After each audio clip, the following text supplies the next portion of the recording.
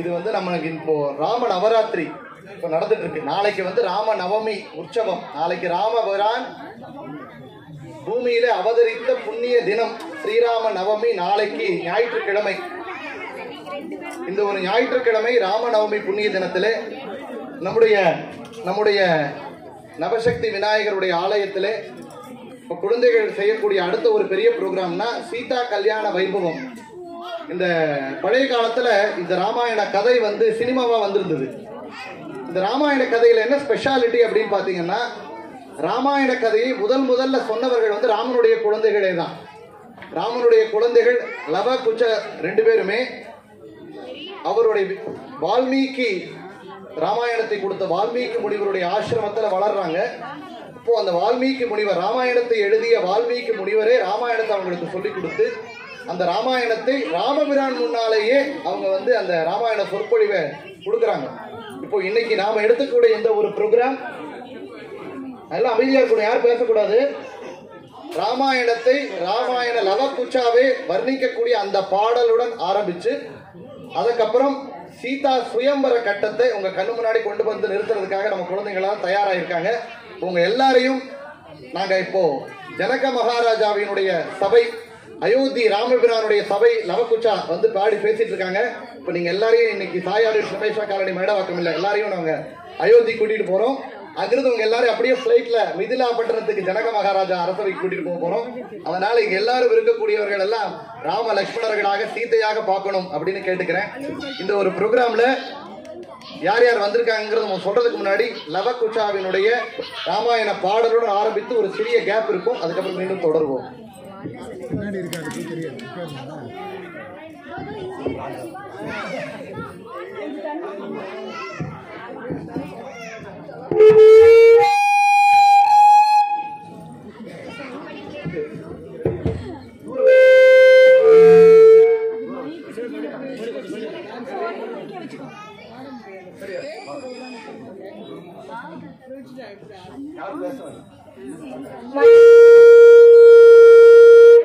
அங்க சொல்லுங்க உள்ள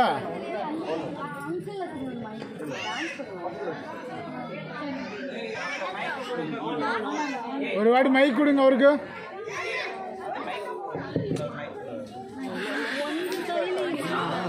தெரியாதா ஏனா டோன்ட் ஃபைட் ஹியர்.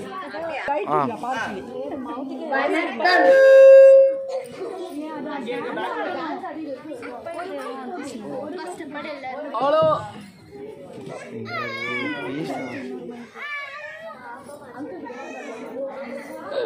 வணக்கம். நான் லவா. நான் குச்சா. நாங்கள் இருவரும் ஜெகம் புகழும் புண்ணிய கதை பாடப் போகிறோம்.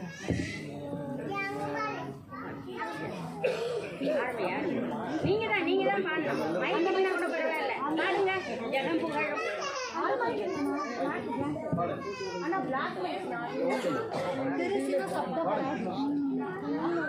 புகழும் புண்ணிய கதை ராமனின் கதையே, உங்கள் செவிக்குளிர பாடிடுவோம் கேளுங்கள் இதையே. ஜெகம் புகழும் புண்ணிய கதை ராமனின் கதையே, உங்கள் செவிக்குளிர பாடிடுவோம் கேளுங்கள் இதையே. ஜெகம் புகழும் புண்ணிய கதை ராமனின் கதையே.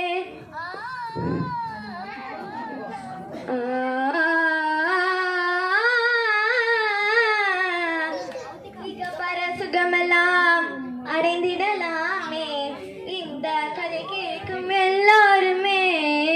இகபர சுகமெல்லாம் அடைந்திடலாமே இந்த கதை கேட்கும் எல்லாருமே.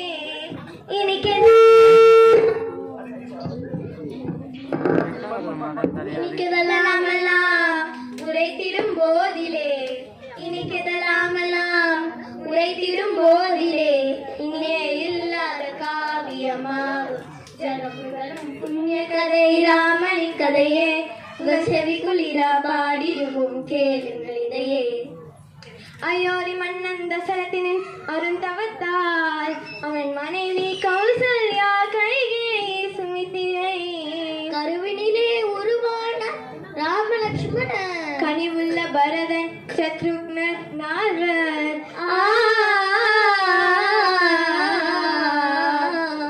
நாட்டினர் போற்றவே நால்வரும் பல கலை ஆற்றலும் அடைய மன்னன் வளர்ந்து வந்தானே.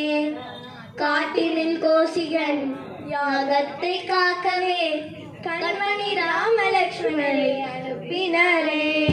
கண்மணி ராமலட்சுமணரை அனுப்பினாரே. தாடகை சுபாவே தரநீர் விருத்தியே தவசிகள் யாரும் காத்து ஆசி கொண்டனரே. தாடகை சுபாவே தரநீர் விருத்தியே தவசிகள் யாரும் காத்து ஆசி கொண்டனரே. பாறையில் அகலிகை சாபத்தை தீர்த்த பின் பாறையில் அகலிகை சாபத்தை தீர்த்த பின் சீர்பெரும் மிதிலை நகர் நாடி சென்றனரே. சீர்பெரும் மிதிலை நகர் நாடி சென்றனரே. விதியில் சென்றிருக்கும் போதிலே ராமன் சீதையை கன்னிமாட மீதிலே கண்டான். காதலினால் இருவர் கண்களும் கலந்தன. காதலினால் இருவர் கண்களும் கலந்தன. கண்ணியை வில்லொடைத்து சொந்தமும் கொண்டான். கண்ணியை வில்லொடைத்து சொந்தமும் கொண்டான். ஆணவத்தால் அறிவிழந்த பரசுராமன் அகந்தனை அடக்கி ராமன் வெற்றி கொண்டான். அகந்தனை அடக்கி ராமன் வெற்றி கொண்டான்.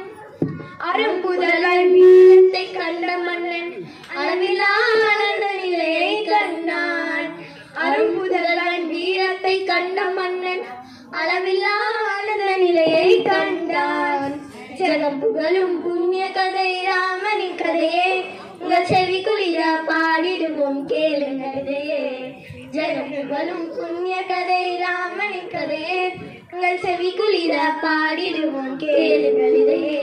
உங்கள் செவி குளிர பாடிடுவோம் கேளுங்கள் இதையே.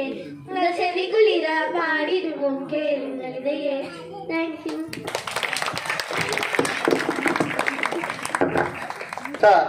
ராமனுடைய சபையிலே ராமாயணம் பாடி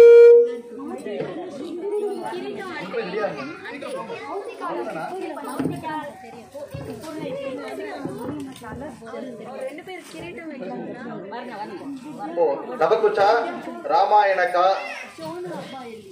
கீதத்தை சபையிலே வந்து பாடி. அதுக்கப்புறமாக அந்த அவங்க எல்லாரையும் அந்த சபையிலே ராமனுடைய கீதை, ராமனுடைய அந்த கீதம், ராமாயணத்தினுடைய கதைக்கே இப்போ உங்களை கொண்டு போக போறோம். இந்த ஒரு கதாபாத்திரத்துல இப்போ நம்மளுடன் இருக்கக்கூடிய குழந்தைகள் லவன், ஜெயன், நவீன், ஷமித், பார்கவ் கிருஷ்ணா, ரேயன், மௌக்திகா, சகஸ்ரா, லக்ஷிதா, ஷோனா, யாழினி, அதித்தி, பூர்ணஸ்ரீ, இவங்க எல்லாம் இங்க கதாபாத்திரங்களாக வந்துட்டு இருக்காங்க. இப்போ ஜெயன் ஜனக மகாராஜா, இங்கே லக்ஷிதா சுனைனா ஜனக மகாராஜாவினுடைய பத்னி ராணி. அதுக்கப்புறமாக இங்கே விஸ்வாமித்திரராக ஷோனா, ராமச்சந்திரமூர்த்தியாக மௌக்திகா, சீதையாக பூர்ணஸ்ரீ, ராவணனாக சீதையாக அதித்தி, லக்ஷ்மணனாக பூர்ணஸ்ரீ, நவீன் ராவணேஸ்வரன் நவீன். அதுக்கப்புறம் இந்த ஒரு சீதையினுடைய சுயமரத்திலே கலந்து கொள்ள வந்திருக்கக்கூடிய ராஜாக்கள் பார்கவ் கிருஷ்ணா, ஷமித், ரயான், லவன், ராவணனாக இவங்க எல்லாம். அதுக்கப்புறம் சீதையினுடைய தோழிகள், அவனுடைய தங்கி 2 பேர், ஊர்மிளா, ஸ்ருதகீர்த்தியாக 2 பேர் வந்திருக்காங்க. யாழினி, சகஸ்ரா, யாழினி அண்ட் சகஸ்ரா, ஊர்மிளா, ஸ்ருதகீர்த்தியாக இந்த கதாபாத்திரங்கள். இப்போ இவங்களெல்லாம் அவங்க பேர்ல பார்க்காதீங்க, இப்ப கேரக்டரா பாருங்க. இவங்க எல்லாம் ராமனுடைய ஜனக மகாராஜாவோட சபைக்கு எடுத்துட்டு போயிட்டு இருக்கோம். இதனுடன் இந்த கதாபாத்திரத்துல ஒரு அங்கமாக சிவதனுசு நம்ம கூட வந்து உட்கார்ந்து இருக்கு. அதனால கொஞ்ச நேரத்துல இப்ப சிவதனுசு பங்கம் செய்து சீதையினுடைய கல்யாணம் நடக்க போறது எல்லாம் தயாராக இருக்கு.